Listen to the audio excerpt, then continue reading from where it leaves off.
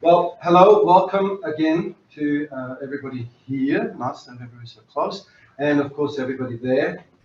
Um, whew, it's been this is the last session before pub time. Absolutely, it's the goal of dinner. Yeah. All right. All right.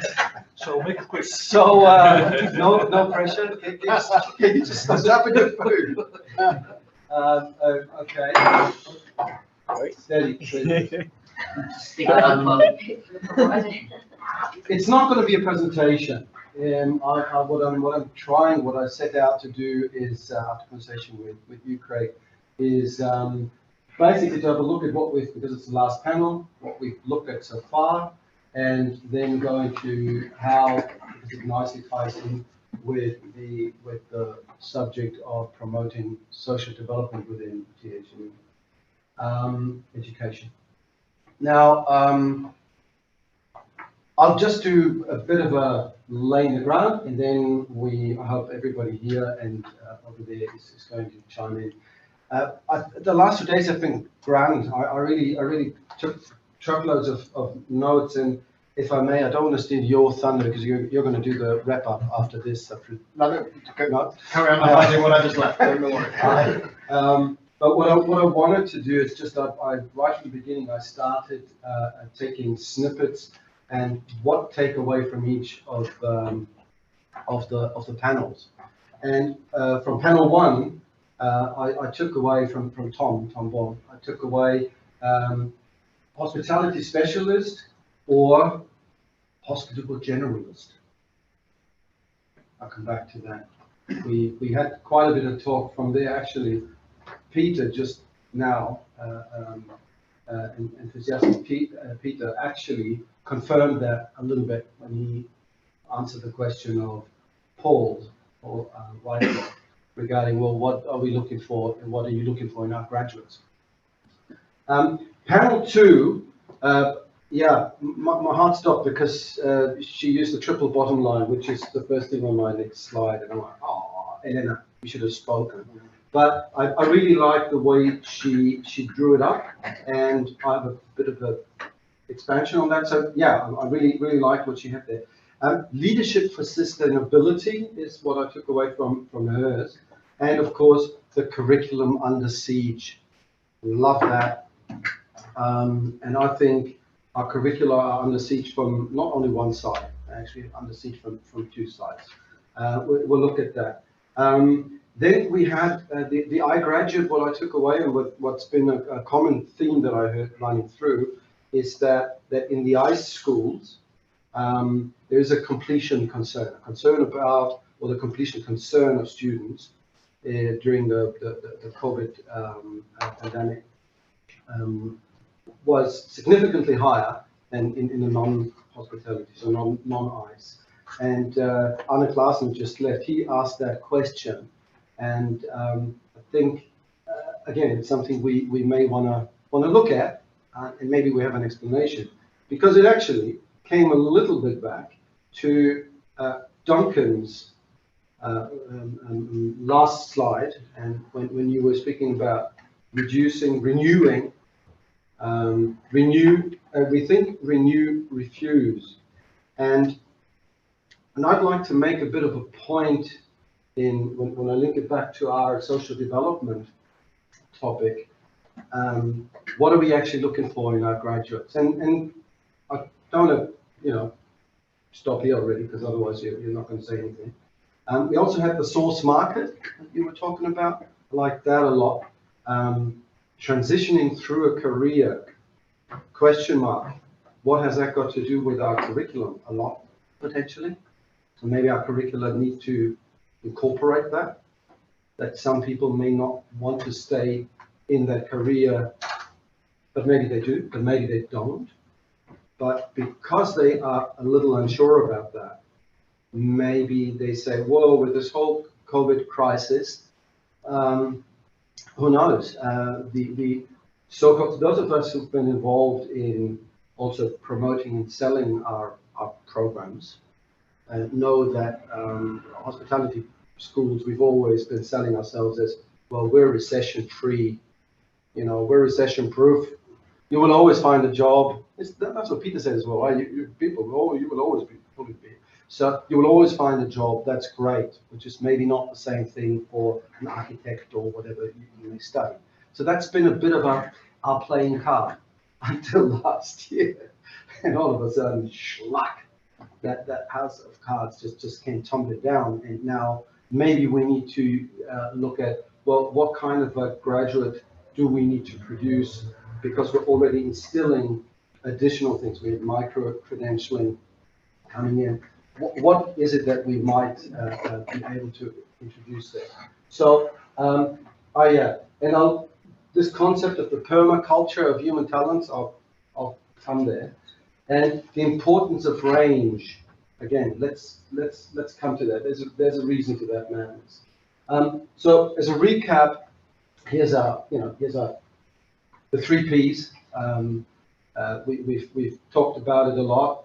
The thing is, 3 Ps, 5 Ps. It reminds me of the 3 Ps of a marketing plan, right? The 5 Ps or the 7 Ps, the black eyed peas. We keep on talking about. We love those acronyms, and we love those things that just stay in our heads. That's why we also the alliterations are fantastic on there. And we had basically discussed them all within the concept of sustainability, and then all 4 panels so far have also been looking at it, which is great, and I'm sure we'll get back to more from the feedback of the panels. Now, there's one thing that I like alliterations, part of our prose and our poetry and everything, and songwriting. But I think in this concept, not every P has the same effect. So what I tried to come up with, and have to come up with over the past period of time, is very similar to this, right? And you will recognize obviously sustainability, the 3 dimensions of sustainability, which is environmental, economic, and social. Now, social sustainability, and I'll tell you why I switched it to ethics, not only because of the E, so I wanted to have a 3rd E, but because both of these components, we have a very clear idea of how we're going to address them, right? Environmental sustainability, I think you could ask my mother, you could ask anybody who's never studied anything in that field, and they will have it, well, let's just tell people that, or let's get through a law by which there's only 1 car per household, and that will cut everything down within no time, 40%. We have an idea. I'm not saying they're the great ideas. What I'm saying is they have for environmental straws. Right? Straws are now made out of paper, no longer out of plastic. That's not going to change actually our environment, but everybody's got an idea about it because it's quite operational. You can do something with it, and they're all good ideas. Economic, we know. I mean, ask any business analyst, they will be very quick to give you a very structural, strategic theory on how you're going to improve things. And how you're going to be sustainable economically. And honestly, it's also here in economics. I mean, It's simple. It's not. I mean, really, it's not rocket science. it's not something that is difficult to think about and kind of blurry. But social sustainability. So what is social sustainability? If I say social sustainability, we probably all have different ideas of what it is. And I think it is very, it's a big word, which describes an awfully big portion. And I was wondering, well, what is the structure behind it? What is the defining structure behind getting to social sustainability? And I thought, okay, just my brain. A code of ethics is kind of the rule book behind it. And that code of ethics is different in different areas for different people and all of that. But that's why I wanted to call it ethics. And because I wanted to have a third E. And it wasn't going to be Emmanuel. So, but I didn't want to have the three E's. That's not what I wanted to have.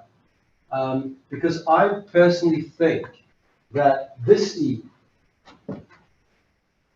has a bigger impact than these two. Because if we take it not plus, plus, plus, but if we take it to the power of 3, then the third E, our ethical E, becomes the exponent. It becomes the one that takes the other two to a completely different level.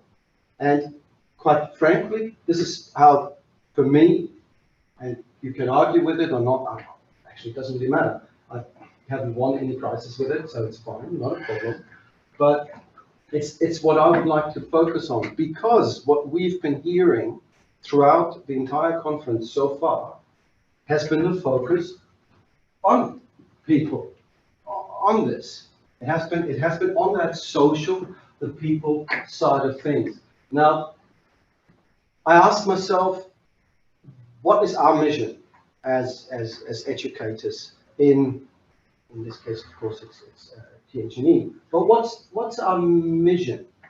And again, what's come out in the last 2 days, and I've kind of figured that, at the end of the day, we want people to become leaders. Now, leaders, same thing, has a very different meaning for everybody. Why are you studying it? Do you want to become a leader, the world leader of this or that? Or what is it that your aspirations are? We come back to that in a second, so you can think about it. But my 2 cents worth is that as an educational institution in a management or / business administration program, we are supposed to deliver that ability of leadership, not necessarily business leadership or in a management situation, much more also self-leadership. Now, again, to add to the confusion, if you do something as silly as everything tomorrow's leaders need, if you just ask Uncle Google, he will tell you there are the three things that a leader should have. It's communication, positive attitude, ability to delegate. If that's what it were, if that's all it is, I mean, everybody would be a fantastic leader, wouldn't they? And what I really love about it is that it goes on. You have what are the 7 leadership traits, or what are the 14? You have the 10 qualities of a good, but you also have the 20. So really, we're not going to find a lot of enlightenment there. But if we're looking at the leader, my first in my first leadership management position, I had an Australian boss, and he's really my mentor, has been my mentor. And he always said to me, Manuel, you get what you focus on. Okay. So what I'd like to focus on is in that leader, I'd like to focus on this, right? The manager, or the woman manager, all right? That's what we want to focus on, even if it's self-management, if it's people management, if it's business management, but that management side of things. And what he always said to me is, mate, you got to look at the man in the manager. I turned that into the woman because I'm probably a little more. I have 3 daughters, so I'm a little bit more leaning towards that. Rather than the edger. All right. The woman, the man. If we're looking at it from a educational point of view, our role is personal development. I would like to add personality development. That's where I'd like to go with our social development. Because personal development, we all have it somewhere in our curriculum. We have probably, I should have probably done my job properly and gone through all of your online provisions and just looked at where do you have your personal development. But you certainly have a personal development course or module, and you certainly have a leadership development or something module. So that would have to fall into that. And I'd like to hear how much personality are we developing in those modules. I'd like to see that. Now, the agile comes from agire, Latin, agire, Italian, to act, to operate, to actually do. Now, that we do. We teach that, right? Out of our curricula, what percentage are we actually spending on technical and theoretical and strategic skills on management, business management, and subject matter expertise, vis-a-vis the personality building? Right? And I just put those up. I don't know. I'd really like to find out about that. Now, we heard from Peter as well. We heard very, very clearly, he says he's looking for smart, fun people to think differently, wants them to be resilient. We've heard that before as well from Tom to a certain degree. And we heard it from Sarah when she said, well, we're quite aligned with industry because industry keep asking us, send us the attitude, right, and the engagement and motivation, and we'll take care of the on-the-job training, the specific skills. Now, what I'm not saying is, and I think that's the one thing that I'd like to stress. What I'm not saying is that I think we have to go through transformation. Transformation is one of those beautiful buzzword bingo words that keep on being used. Transformation and change are not the same, are they? Right? Transformation cannot be undone. Transformation is what ends up when the caterpillar had cocooned themselves, and after that, they are now a butterfly. They will never be able to go back to the caterpillar thing. And they've given up everything that a caterpillar used to be. The digestion system is different. I mean, I don't know if you did that during your biology, as a teenager in school, during your biology class, when you cut open the cocoon and you had butterfly soup basically come out, because that's what happens. They totally disintegrate, right? They really do. They have nothing to do with the caterpillar anymore. And I think before we go and we say we want to transform everything, maybe it's rather change for the better, but also learning from what we are doing well. And you all deliver THE education, and you've all been around for quite a while. You have graduated, I don't know how many people. I guess there must have been something good. So doing away with everything and just say, well, let's transform everything. I'm not a big fan of that in general. What I'd like to provoke us to think about is what are the things we are not doing and how could we do them differently while at the same time keeping in mind and at heart that our students are very different from what they want, where they want to go, whether they know today what they want to do tomorrow. I have three daughters at 17, 20, and 23. It's an ever-changing, like every day is a new direction, right? I felt a little bit like Peter today when he said, we have to accept, we have to accept that. That's the way it is. We can't unchange it. But it doesn't mean that it's that the values that we have passed on aren't being given going forward. Also, what we've heard a lot is that we have a changing environment in the hospitality industry. Obviously, COVID is strong in terms of the impact. What we also see is that in education, obviously, loads of educational institutions may not come back from online at all, or increase, and the same for You were just saying before the impact on AI, machine learning, not necessarily in front of house, but actually in the kitchen. So yes, things will evolve, but they are still based on something that has been there. So my argument, and that's what I would like to put forward here, is that maybe what we need to be focusing on is maybe we need to move a little bit away from creating a monoculture of human talent, of graduates, but rather a permaculture.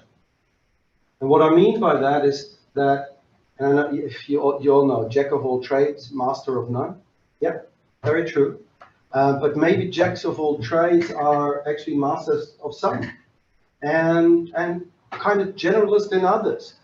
For me, that is it's kind of your James Bond or your Swiss Army knife, right? And the Swiss Army knife is not the best knife. It's not the best blade in the world. It really isn't. There are others that are a lot nicer looking. They're longer. They're better. But in a pocket knife, it's a pretty awesome knife. The blade. But you have all these other things as well. And James Bond is not just a suave action hero. But I don't know about you. When I was a kid, I loved James Bond. I understood only half of what every time when it came to that villain part, right, whether it's Dr. No or From Russia with Love, he always had to save the world, and there were these words. They were scientific words like the deciphering machine and diffusing the this and that reactor. I have no clue what the hell. And he would always say, "Yeah, well, it's very simple. It's this and that and that." Like he's got an engineering degree. No, he's got a license to kill. No, obviously he's got an engineering degree, and in what was it called? The Living Daylights, the one with Grace Jones. That's Roger Moore. He all of a sudden cooks up a quiche. They're in this deserted little mansion, and oh yeah, well, I think there's just some flour and eggs and cheese. Oh, if you're hungry, not a problem. Bubbly, bubbly, bubbly, bubbly. He's now a baker. He cooks up he does, really. I'm sure he got that from Anton Mosimann because they were really good friends, honestly. I need to ask Anton once. But you're just thinking, yeah, jack of all trades, master of none, some. But maybe that's what we should be looking at. So if we want a permaculture, it's still the same soil, only that this one is hopefully unpolluted, but it's still the same soil. And that's us, the institutions.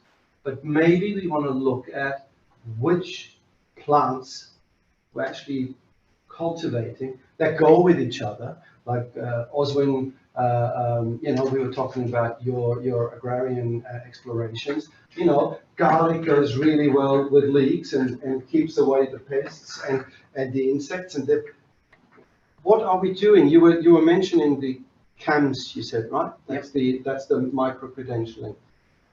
What are we currently doing to provide that social that range on a social level for our students, so that they feel capable of what they have to do? Last thing I'll say, why is this important? Last thing I'll say. Over a period of 17 years with the Swiss schools, that I used to be the head of academics for, I graduated more than 12,000 students. It was more than 250 graduations. I missed one graduation, so I was off sick once. Otherwise, I was always there. If I had asked the 12,000 students on graduation day, how confident do you feel now that you're graduating about analyzing a business situation, coming up with a strategy based on theories, management theory, looking obviously at P&Ls and so forth, come up with a plan and then start rolling it out mentally, how you roll it out. How confident do you feel about having the competencies to do it? I bet you 8 out of 10 would say, yeah, I feel relatively confident, which doesn't mean that they could do it. I'm not saying that. But the confidence, well, it's what we taught them, isn't it? That's what they've been hearing for 3 years. This is what we've been just going through in projects, in dissertations, even during internship. That's what they learned. If I asked the same amount of people, same group, same soil, if I'd asked them, well, you're going to be taking over, you're going to be a team leader, 5, 10, 15 people, you're going to be in charge of those. If I tell you that 30% of their team are highly qualified, they have a phenomenal track record in terms of performance, they have great expertise and experience, they've been around for a long time, but somewhere along the way, they lost their motivation. They're not fully engaged. I don't really want to say lights are on, but nobody's home, but they're kind of just trotting away. Like the mojo is kind of gone. How confident do you feel about your competency to reignite that motivation, coaching them, helping them, mentoring them, getting them into? I would not get an 8 out of 10. Certainly not. Because we've never done that. We've never looked at that. We've done parts of it, but we've never focused on that. It's not in our curricula as such, at least not in the curricula that I know. So my question is to you and you, what are you doing currently, and what creative ideas could we come up with? The point regarding confidence, I think, is really interesting.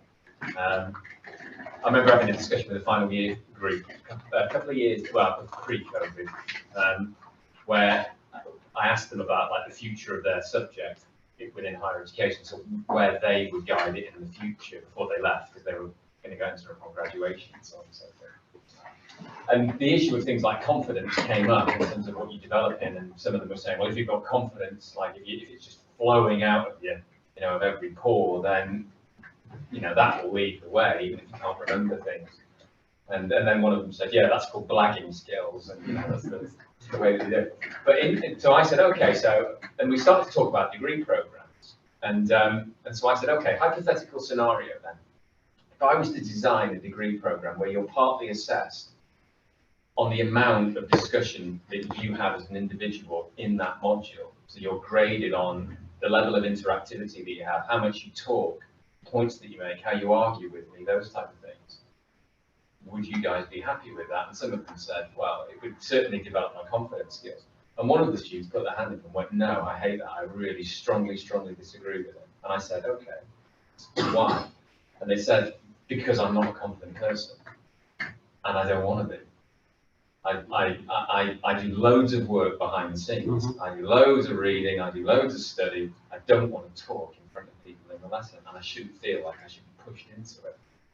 And it was quite an interesting one, because it's how you look at that kind of those social range of skills. Because inevitably I'd say, well, that's really, I said, I find that a bit sad, because there's loads of potential there for yourself to really, and I wouldn't want you to be in a position once you graduate where you've got a really good idea, but you think, no, I won't say anything because I don't feel confident enough to do that. Who cares? Just get it out there and, take a bit of a radical risk of it, and if it doesn't work, then it doesn't work, it doesn't matter. But it's quite interesting that. And of course, everything, when we talked about like the culture of higher education, I think everything kind of relates to that a little bit.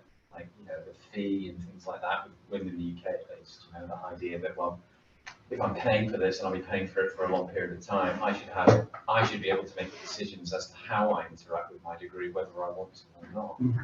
And it's a strange kind of almost conflict there in terms of what students want to develop themselves as part of the degree and what we believe they should develop as part of working in our industries for anyone. But confidence is Yeah, I mean, there's a fundamentally person-focused vocation in the hospitality industry. I imagine you're on pretty safe ground saying that confidence is the ability to put your case was a good thing to be. You need it, but you need it for everything. Yeah, I mean, you know, everything really, because it's, you know. Well, maybe not. Well, Maybe not. And I'm not arguing against them. that's a good point. Because maybe not much more longer. Maybe not much longer anymore. Because with automation taking over parts of it, the TH&E is a wide field. When you think of it, is it Booking.com? Are they hospitality? Would it? Different question. If you had studied hospitality management, would that have helped you in the conception of Booking.com or Airbnb? I wonder. I think it comes down to, to the previous discussion as well, is like, how do we cater for the individual needs of students, and how do we actually prepare them for their future that they, that they inspire for themselves, and if it's somebody who wants to work more behind the scenes and works on the technical aspects of Booking.com, then that person should get that type of learning and support offered on a very individual mentoring, coaching kind of way, and that's where we can make a real difference as an organizations in terms of how do we personalize our learning in that sense. And I think it's difficult to think about, especially in this day and age where maybe career paths are much more fluid. It's not anymore like go one direction. It becomes more of your personal choice in terms of what do you want to do. So it's more of a generalist approach in that way, but still contextualized very much to the individual needs of the person and what they aspire. I strongly agree. I was going to kind of follow on what you were saying, and I like the question. I would bring the question even to the next step of that, in terms of what are learners doing to expand their thing. And I think we focused a lot on the conferences in general, focus on ourselves as pedagogues and what we need to be doing to them to transform them. But maybe we need to be looking the other way around. It kind of reminded me of that. I was reading something just last week that reminded me that most learning that actually takes place in human beings doesn't take place in a classroom or in a formal learning environment.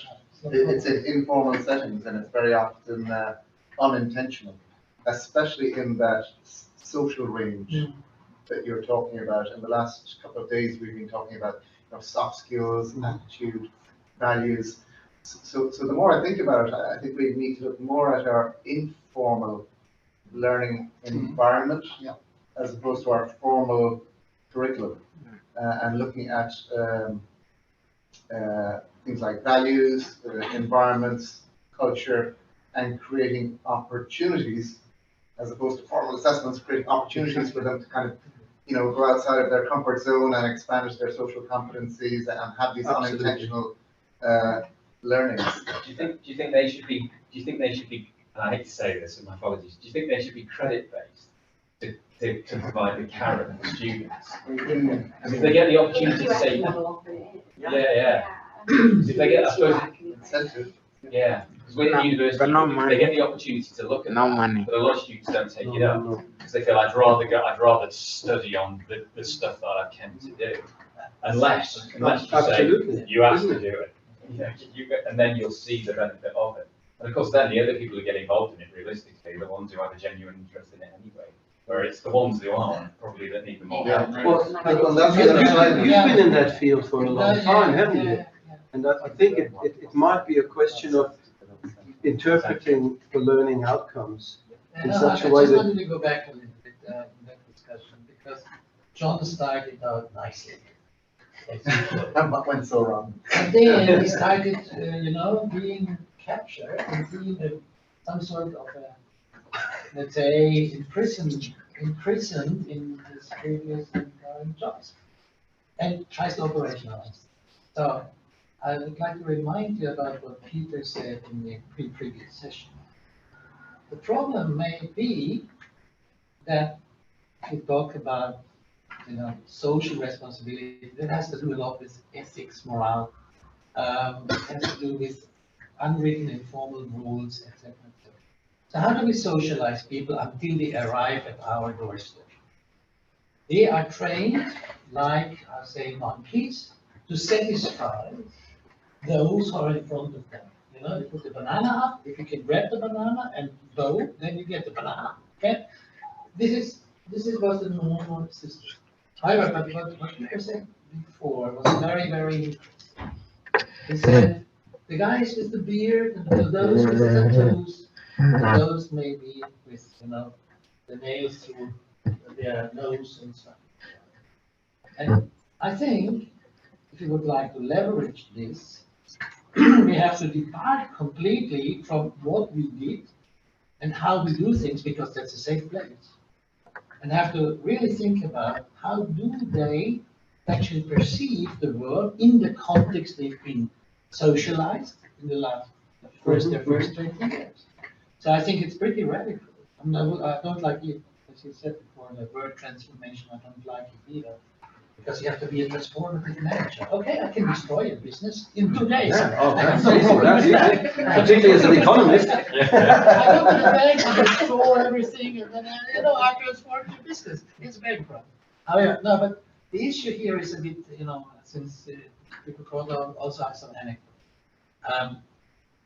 As dean, I went into the, you know, first day of the year for the new people coming in.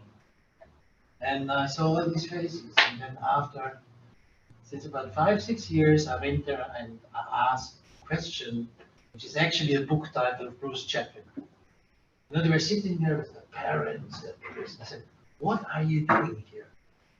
And they wouldn't believe it. Silence. Absolute silence. They have never been asked to reflect. They've always been asked to perform. Then the first moms go up and say, yeah, they want a degree. Yeah, but the degree is not an achievement. But we taught them that every passed exam is an achievement in itself, and be proud of it. It's not. Are you happy? You're one of the lucky ones, the few. That's okay. Are you satisfied with what you're doing? Do you come in the morning with a smile on your face? Yeah.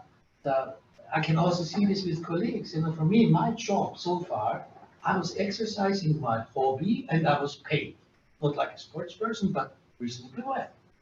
And I enjoy it. And what we are teaching are, you know, these 2 different worlds. This is actually the problem. And it was, you know, I was very happy to hear that from an industry leader.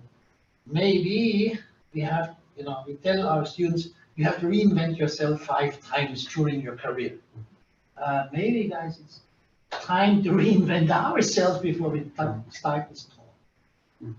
Okay, so yeah, because I'm once in a while I'm told to be a bit too critical, but you know the Rumsfeld quote, which is not a Rumsfeld quote. You know, the known, the unknown, no, the known unknown, and the unknown unknown. And I tell and it's falsely assigned to the Rumsfeld. It's completely wrong. But the point here is, make them curious about the unknown unknown, which means you have to know what you don't know is the first, the pre-step into that. But then I look at my colleagues, and they always talk about, like engineers, about the known knowns, because it's a safe place. It's the comfort zone. Sorry for taking so much. I was just following on from that, you know, about reinventing us, but it's also about why is it us that are making these decisions? Because, you know, some of us have been around a while and it'll be a long time since we had different viewpoints. I was going to throw it back to the students and see what they think. And behind you and see what you think it should be. Well, I need sonnet for that. Yeah, but we can participate, of course. What you think should be in a curriculum or Yeah. I thought it was quite interesting with what you were saying, Duncan, when you were saying about should we have those sort of extracurricular things accredited. I think as someone who I like to do well in my studies, but I also like to do that a little bit more as well. I would like that to be recognised towards my degree. So whether that's like, I mean, I know we have the Futures Awards and things like that, but that might not necessarily mean anything to a future employer. It means something in the university, but what does it mean to an employer? So I think that would be something I would appreciate.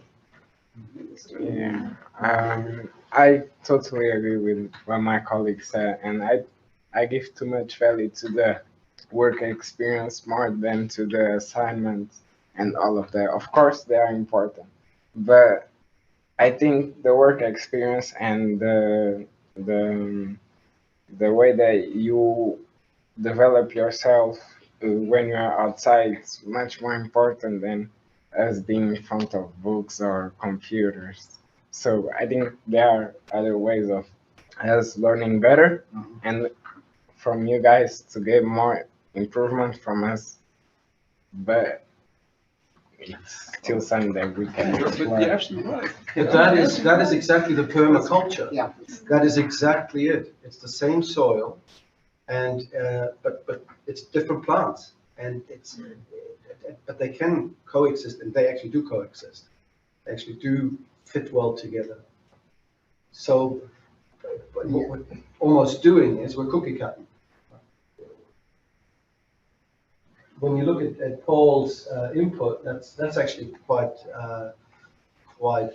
freeing when he says, well, as long as you say, as long as whatever your skill or disposition drives career success, if you can see that, if you can identify that, then you have to teach it, and it needs to be shown in the CLOs, of course.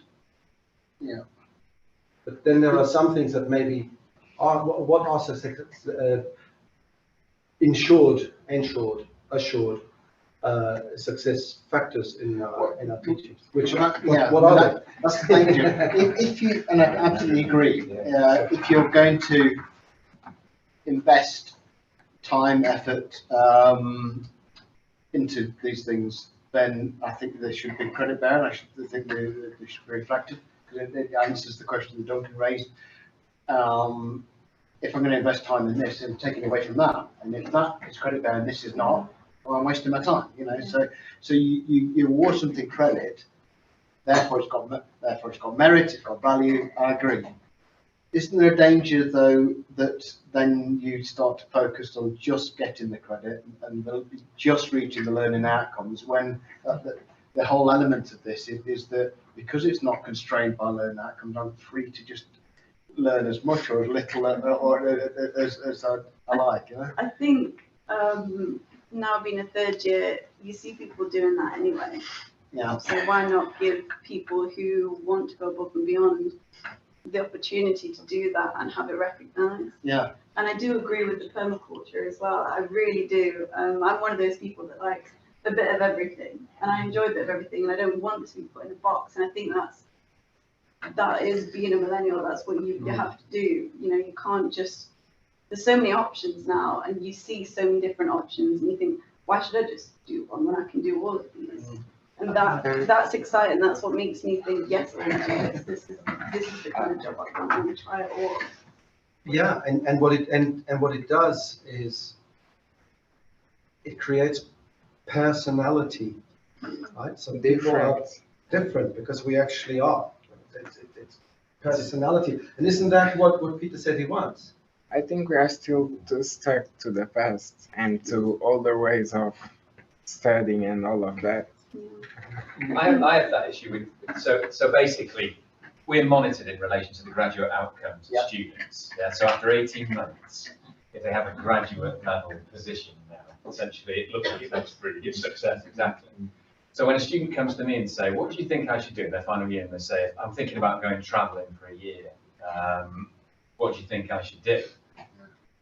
Always I've said, yeah, go for it, go and have some adventures, you know, go and enjoy yourselves and that type of thing, because still the research tells us that the graduates who come back from a gap year or a year out doing a variety of different things have a wide variety of life skills that aren't assessed in credit bearing and that type of thing in a degree, but still provide so much to an industry regardless of what you go into. And yet we're disinclined to do that now, to say, well, have you looked at this employability option? And have you looked at this here? Remember, you get this support and this support and this support, because you've got one eye on thinking you're only going to be told off down the line by saying you shouldn't do this and you shouldn't do this. And it's part of that higher educational culture now, looking at metrics like that, which, don't get me wrong, they're important.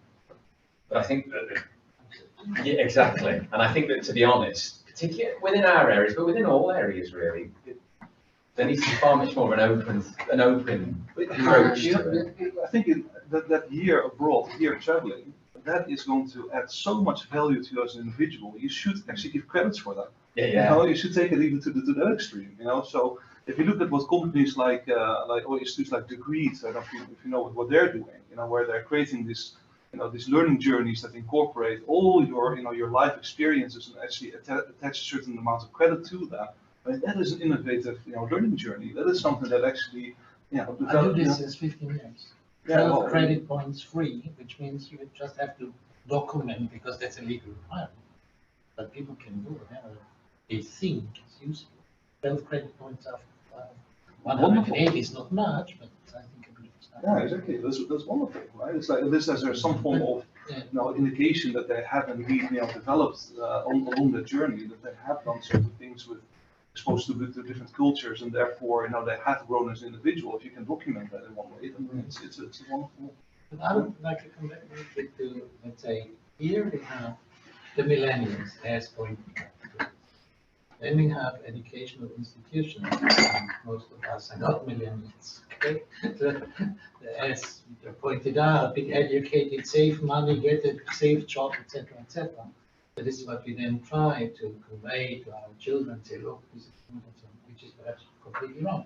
But if you look at talent search of the digital companies, and I'm saying the bad word Amazon. But if you look at their strategy, it's just exactly what we can present this afternoon. Amazon hires people of any kind of trade, you know, any kind of trade or. However, they are prepared to invest into them. They have, really some sort of a ladder system where people can move up and have them work on the floor, which means really boxing stuff at night. It's very interesting to see, and they really observe them, Big Brother approach, and they clearly look at what is their communication behavior, how do they interact with colleagues. Did they come in and say, look, let's do this differently? And surprise, surprise, after 3 to 6 months, they are suggesting to people who have not specialized in working for Amazon to somehow take, a group leader function, etc., etc. So I think from let's say a social point of view, they are the enemy, that. But on the other side, in talent search, in identifying talent for their business, I have deep respect because they understood what's going on, right? And how to do it. Sure. Yeah. So, and I think I say this since years, we always listen to industry, and industry doesn't know what industry wants, apart from the, proliferation across the industry. So I think it would also be important, if you think about this, that those who are in charge of providing educational content are more self-confident and not always hiding behind others. But, I'm in a luxury position that I can do that. I'm not depending on that. And I'm not suggesting just to do bankruptcy transformation here, but, I think it's necessary to have a free mind. You have to be independent and Just put a little asterisk there because, in a way, obviously, it's not about fulfilling immediate industry needs. I completely agree with that. But what we're also facing is institutions that are so far away from industry that they're actually not relevant. And I think it is actually important to listen to industry with a critical point of view, that we're not looking at, tomorrow I need 10 people in the kitchen, but actually thinking about, well, the industry is evolving. There is a need for technical expertise, for example, more and more, and that's something that we incorporate in the curriculum, because 10 years from now, that is something that's actually required. And those messages are coming from the industry if you just listen to the right people in that sense. There are two sectors in the economy that do not have foresight. It's agriculture and tourism. Sorry to say that. I've been in both. We can It's very hard agree to disagree on No. that. But what I'm saying is really on a broad scale, where people are saying, what's tomorrow? They are only all operative. what's this afternoon? And is the booking for next week okay? But, you know, in terms of foresight, I'm not so sure. very hard. I'm to not so say. sure. I'm not so sure about this. I mean, just last week, I was happily invited to the leadership forum of Jumeirah, for example, where 50 senior leaders of the company came together to talk about, what does our industry look like, in 2 decades from now, and how do we actually ensure, the relevance as Jumeirah as a brand in the pursuit and in the changes that we're facing. Those discussions are actually happening, and out of that, strategies are being built. The talent pipeline, for example, is a very important part of that, where strategies have been put in place to attract the right talent, and that is with a certain amount of foresight in that sense, in terms of how is technology, but also economic changes in the world, how is this affecting our ability to continue providing our service as an organization. So I think that there is some of that. Maybe it's not filtering through as much as we want into our institutions, but the discussions are taking place. So I do think there's some foresight. That's my little asterisk. Yeah, within DTCM, like the whole strategic unit and future insights. We went to a conference last week, similar to what I was saying with the Jumeirah group, but that's their job and that's what they do, is set their strategy for the future. And maybe we need to differentiate between what industry are telling us for immediate need, and the house is burning, we need I need 60 people to run that super function or wedding or something, and that's one thing. And on the other hand, also our foresight, because we've done research and we get it cross-checked by what industry is saying, well, this is where it's going. Doesn't mean that it's going to be here tomorrow. It doesn't mean it can be nailed down exactly to what it is, but that's the direction where we're going.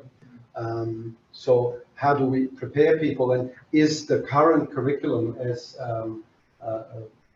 Paul has also said, does that still fall within that bucket of success factor learning outcomes?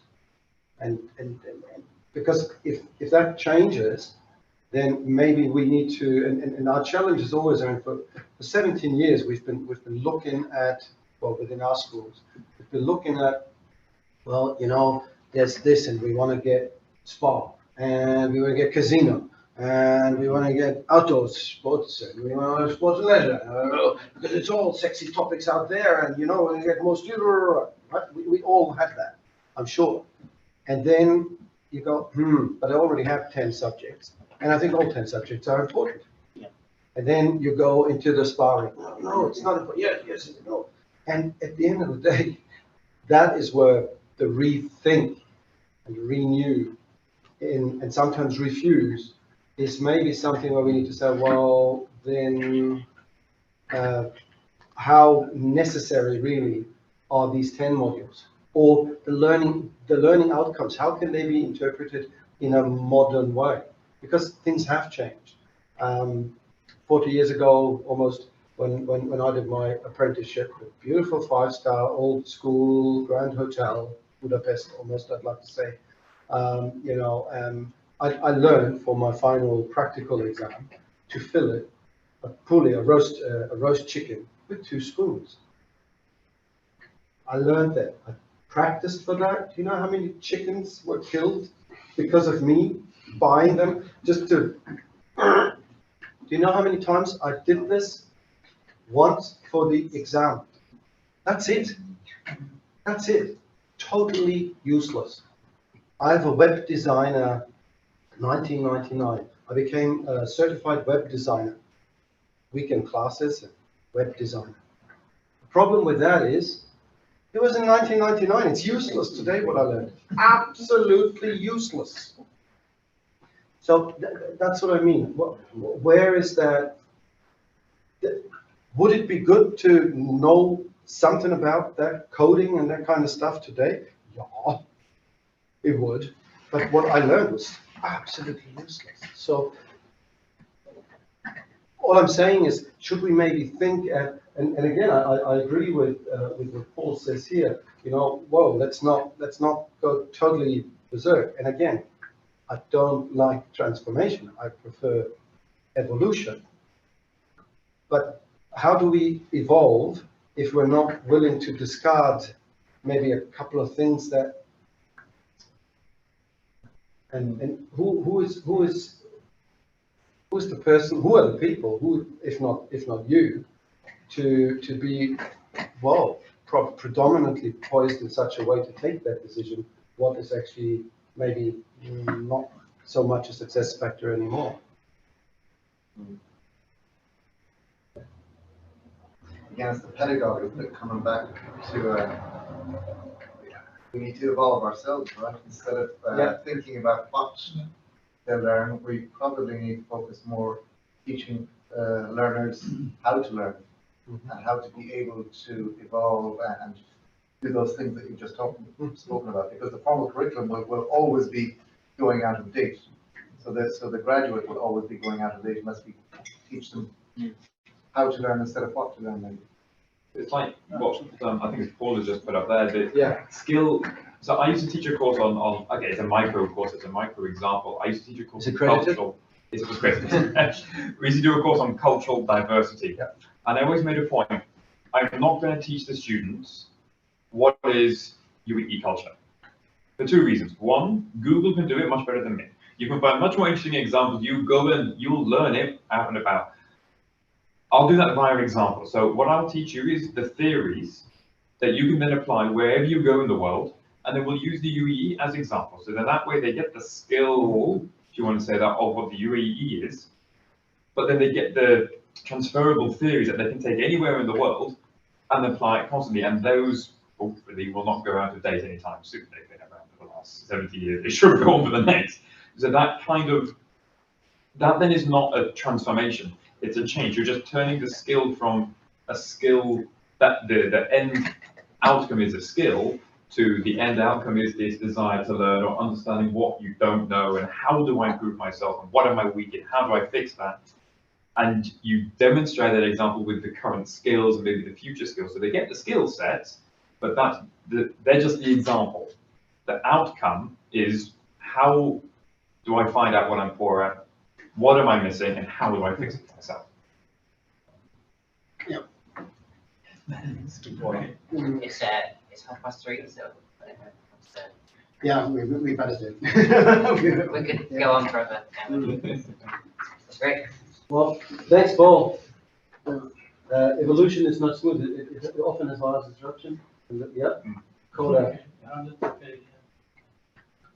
That's what I'm really interested in, actually, the idea of radical risk taking for everybody, for students and lecturers and everybody involved. You know, the idea of that, Paul, thank you for that, because you made a really good point there. Yeah. You know, it should be violent, I was going to say, probably not violent, but it should be disruptive and it should be challenging and it should include failure as well, you know. It's part of it. Well, you know, it should include that. Okay, thank you very much for This this. is why you can carry on. Thank you very much for those discussions, and particular thanks to Emmanuel for moderating that discussion as well. Thank you. So, on behalf of the ICE, there is your token of appreciation. So Thanks. Thank you very much. Thanks for the.